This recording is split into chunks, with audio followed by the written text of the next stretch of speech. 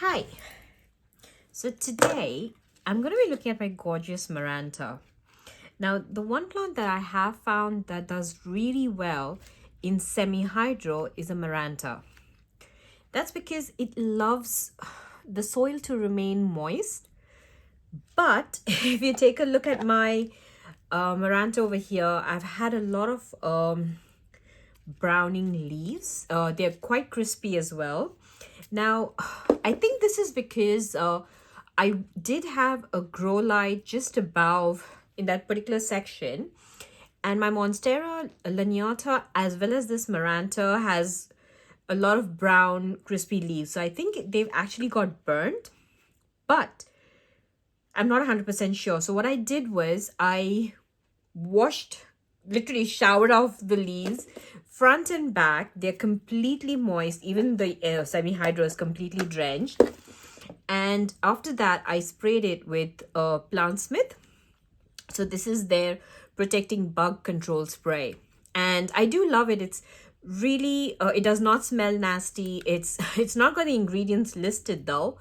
But I have been using it and I've not had any issues with my plants. I've been using this as a preventive measure. It's not sponsored though, just to say.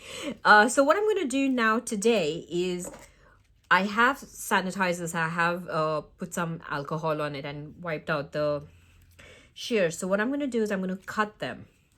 So the cutting I'm going to take is very simply the ones that have some green. I'm going to leave the green part and just cut off the brown edges. But for leaves like this where it's completely gone, I'm literally just going to snip it off. So you can see these. I actually sometimes tend to leave this portion of the stem because just in case, you get new leaves coming out from there. So, though that is definitely not necessary.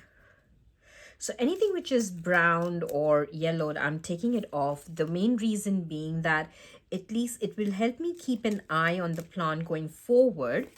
And I will not be surprised. I mean, I will be able to keep an eye on seeing that what's new and what was old. So anything which was old and needed to be taken off, I'm going to take those, the brown and yellow edges off. So it's simply just chop, chop, chop.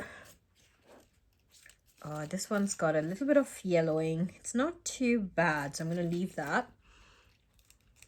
Here we go. Chop, chop, chop. Now, whatever I'm cutting at the moment, though, it will get a crispy brown edge to it because the leaf is going to have calluses formed. So don't worry about that. That's going to be perfectly fine. Now, if you notice this plant, it actually has... So just to mention sorry, I'm kind of not in complete frame, right? If you notice with this plant, these leaves over here, they're a little bit on the yellower side, but that's okay. So I'm not going to change any, cut them off or anything. So another thing you'll notice is this particular plant has two different marantas potted together. So these were propagated from the mother plant. And I kind of just wanted a space to pot them. So I potted both of them together. And they're doing really well. But I must say, the tricolor is a much faster growth pattern than the lemon and lime. But both of them together, just look at how massive the pot has got. And this was just like a few leaves, propagated in water and put together. So I have this quite nicely cleaned up. I'm always going to be checking to see if there are any insects. In spite of having washed it, I'm constantly keeping an eye on that. Yeah. So this is my plant now after I have chopped off all the brown leaves, and it's just gorgeous. It's a massive pot now. And just while I'm over here, take a look at these roots. They're like really nice water roots. I will fill the reservoir now with simple solution of liquid gold leaf. and water, and I'll leave it.